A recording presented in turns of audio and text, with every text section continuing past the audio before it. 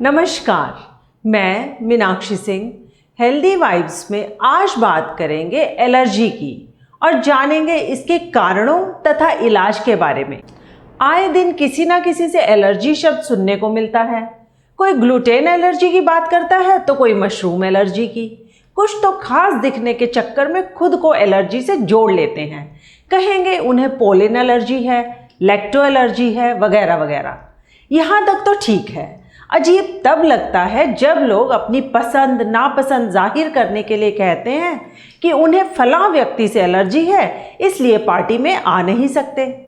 लेकिन एलर्जी हमारी पसंद नापसंद जाहिर करने का जरिया नहीं, बल्कि एक सीरियस हेल्थ प्रॉब्लम है और इतनी इम्पॉर्टेंट कि चाहे हेल्थ चेकअप के लिए जाएं या इलाज के लिए, पहला सवाल यही सुनने को मिलता है कि आपको कोई एलर्जी तो नहीं।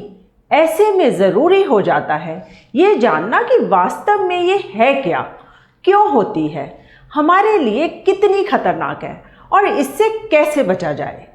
ऐसे तमाम सवालों के जवाब जानने के लिए मैंने बात की दिल्ली के कुछ जाने माने इम्यूनोलॉजिस्ट से और उन्होंने बताया कि ये रिजल्ट है हमारे इम्यून सिस्टम की सेंसिटिविटी का। सरल शब्दों में यह इम्यून सिस्टम का वातावरण में मौजूद उन एलिमेंट्स के प्रति रिस्पॉन्स है जो आमतौर पर हानिकारक नहीं होते। मेडिकल लैंग्वेज में इन्हें कहते हैं एलर्जेंस। हमारा इम्यून सिस्टम चारों ओर फैले बैक्टीरिया वायरस से लड़कर हमें हेल्दी रखता है। इसके हिसाब से जब कोई खतरनाक एलर्जेंस शरीर के संपर्क में आता है तो यह उसे नष्ट करने के लिए रिएक्ट करता है। इसी रिएक्शन से होती है एलर्जी, जो जुकाम, रैशेज, सूजन और सांस फूलने वगैरह के रूप में सामने आती है। एलर्जेंस के प्रति इम्यून सिस्टम 4 तरह से रिएक्ट करता है: immediate hyper sensitivity, cytotoxic reaction, immune complex reaction और डिलेड हाइपर सेंसिटिविटी। यानी यह ज़रूरी नहीं कि रिएक्शन का असर तुरंत नज़र आए। यह भी हो सकता है कि एलर्जेंस से एक्सपोज आप आज हों और एलर्जी नज़र आए हफ्ते भर बाद। आमतौर पर इम्यून सिस्टम वातावरण में एडजस्ट होकर अच्छे बुरे को पहचान जाता है। अब पोलिन यानी फूलों के पराग को ही ले लीजिए।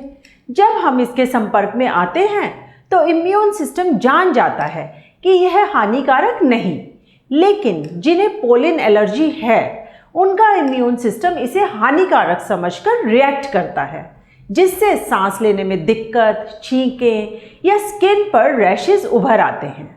वैसे तो एलर्जी किसी से भी हो सकती है, लेकिन सबसे ज़्यादा मामले सामने आते हैं ग्लूटेन, दूध, सरसों, नट्स, तिल, सोयाबीन, सी फूड, अंडे, फिश, लेटेक्स, डस्ट, पोलिन और मेडिसिन एलर्जी के। बहुत से लोगों को नमी से एलर्जी होती है। नम वातावरण में उनकी स्किन पर रैशेस पड़ जाते हैं। कुछ को मेटल एलर्जी होती है, खास तौर पर महिलाओं को। आर्टिफिशियल ज्वेलरी पहनते ही स्किन रेड हो जाती है और दाने निकल आते हैं। चूंकि स्किन हमारा सबसे बड़ा ऑर्गन है, इसलिए एलर्जी के सभी लक्षण सबसे ज़्यादा इसी पर नज़र आते हैं। ये रैशेज, खुजली, एक्जिमा, डर्मेटाइटिस, बर्निंग सेंसेशन और सूजन वगैरह किसी भी रूप में हो सकते हैं। और तो और फूड एलर्जी के भी 90% सिम्टम्स स्किन पर ही उभरते हैं। इसके अलावा आपने नोटिस किया होगा कि मौसम बदलने पर लोगों को कोल्ड कफ और हल्के बुखार की शिकायत होने लगती है। ये सब एलर्जी ही है जो थोड़ी बहुत केयर से ठीक हो जाती है। समस्या तब होती है जब एलर्जी सीरियस हो, यानी एनाफिलैक्सिस। इसमें पूरे शरीर पर रैशेस, खुजली, होठ, आंखों और हाथों पैरों में सूजन, सांस फूलना, बेसुधी, आवाज़ लड़खड़ाना, पल्स गिरना, खाना निगलने में दिक्कत और उल्टी जैसे लक्षण उभरते हैं। मधुमक्खी या कीड़े मकोड़े के काटने, नट्स और मशरूम खाने से हुआ एलर्जिक रिएक्शन इसी तरह का होता है। ये एलर्जी का सबसे भयानक रूप है। इसमें इमीडिएट मेडिकल अटेंशन चाहिए, अन्यथा कुछ भी हो सकता है। एलर्जी पर बात करते हुए डॉक्टर्स ने बताया कि कुछ मामलों में यह जेनेटिक होती है, यानी बच्चों में आती है पेरेंट्स से। ऐसे में अगर एलर्जिक रिएक्शन सीरियस है तो पेरेंट्स को चाहिए कि वे अपनी एलर्जी के बारे में भी डॉक्टर को बताएं। ज़्यादातर मामलों में स्किन टेस्ट से एलर्जी का पता चल जाता है। जब इससे काम नहीं चलता तो ब्लड और प्रोवोकेशन टेस्ट की ज़रूरत पड़ती है। लेकिन किस चीज़ से एलर्जी है यह कंफर्म करने के लिए इन टेस्ट्स की लंबी सीरीज से गुजरना पड़ता है। ऐसे में एलर्जेंस का पता लगाने के लिए खुद भी एसेस करें, खास तौर पर फूड एलर्जी होने पर।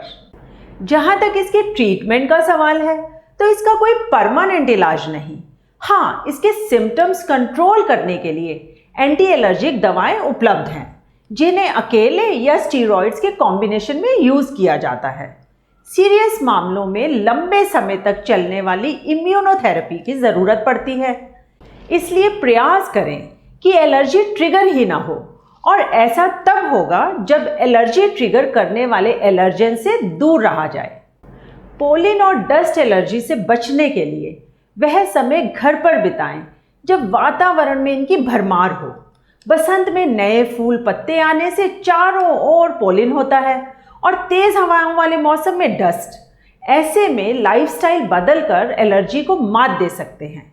इसके तहत घर में एयर प्यूरीफायर लगाएं, पार्क में ना जाएं और बागवानी भी ना करें।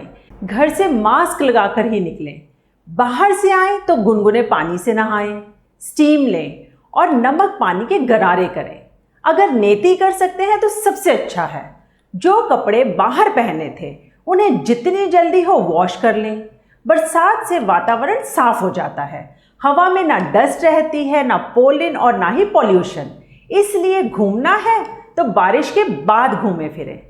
किसी भी एलर्जी की तुलना में फूड एलर्जी ज़्यादा खतरनाक है, क्योंकि हमारा 70% इम्यून सिस्टम गट में ही रहता है।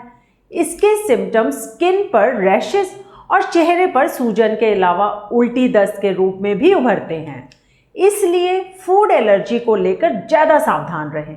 एलर्जिक फूड आइटम्स को पहचानें और उनसे परहेज करें। ये तो हैं वे सावधानियां जो एलर्जी ट्रिगर होने से रोकती हैं, लेकिन क्या इनके अलावा कोई और रास्ता भी है जो हमें एलर्जी से बचा सके? इस सवाल का जवाब देते हुए डॉक्टर्स ने कहा है, और बहुत आसान रास्ता है। अगर डाइट में एंटी एलर्जिक फूड आइटम्स की मात्रा बढ़ा लें तो खुद को एलर्जी से 80% तक प्रोटेक्ट कर सकते हैं। अब सवाल ये कि ये एंटी एलर्जिक फूड आइटम्स क्या हैं? तो इसका सीधा सिंपल जवाब है vitamin C rich food items, और इनमें पहले नंबर पर है आंवला। आंवले के एंटी एलर्जिक गुणों का लाभ लेने के लिए इसका जूस पिएं। जूस पसंद ना आए तो च्यवनप्राश खाएं, क्योंकि च्यवनप्राश का बेस ही आंवला है। यह आपको एलर्जी से तो बचाएगा ही, साथ ही आंखें, बाल और स्किन भी हेल्दी रखेगा। आंवले के अलावा ऑरेंज, मौसम्मी और अमरूद वगैरह भी विटामिन सी रिच फ्रूट्स हैं। एलर्जी से बचने के लिए डेली इनमें से कम एक फ्रूट ज़रूर खाएं। इनके अलावा दही, हल्दी, शहद और ग्रीन टी में भी ज़बरदस्त एंटी एलर्जिक प्रॉपर्टीज़ हैं। इन्हें अपनी डाइट में शामिल करें। दही तो आप कई तरह से ले सकते हैं, इसे बताने की ज़रूरत नहीं। हाँ, हल्दी के बारे में कन्फ्यूजन हो सकता है। वैसे हल्दी हमारी किचन का सबसे ज़रूरी मसाला है, लेकिन तलने भूनने से इसके ज़्यादातर गुण नष्ट हो जाते हैं। इसलिए अगर हल्दी का पूरा लाभ लेना है तो गोल्डन मिल्क पीने की आदत डालें, लेकिन इस बात का ध्यान रहे कि आपको मिल्क एलर्जी ना हो। गोल्डन मिल्क बनाने के लिए 1 ग्लास दूध में 1 टीस्पून हल्दी मिलाकर उबालें और सोते समय पिएं। रही बात शहद की, तो इसे चीनी की जगह इस्तेमाल करें। चाहे दूध हो, चाय हो या शिकंजी, सब में चीनी की जगह शहद डालें। आप शहद को ग्रीन टी में भी ले सकते हैं, इससे डबल फायदा होगा। शहद तो अपना काम करेगा ही, ग्रीन टी भी एलर्जी से बचाएगी। एलर्जी होने पर शरीर में पानी की कमी ना होने दें। दिन में 2 से 3 लीटर पानी पिएं। इससे टॉक्सिक एलिमेंट्स यूरिन के जरिए निकल जाएंगे और एलर्जी में राहत मिलेगी। ये तो है वे फूड आइटम्स जो एलर्जी से बचाते हैं, लेकिन कुछ ऐसे भी हैं जो एलर्जी ट्रिगर करते हैं।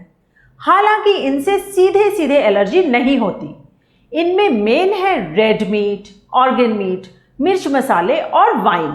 अगर फूड एलर्जी है तो सबसे पहले वाइन छोड़ें। एलर्जी के मामले में वाइन किसी भी अल्कोहलिक ड्रिंक से ज़्यादा नुकसान करती है।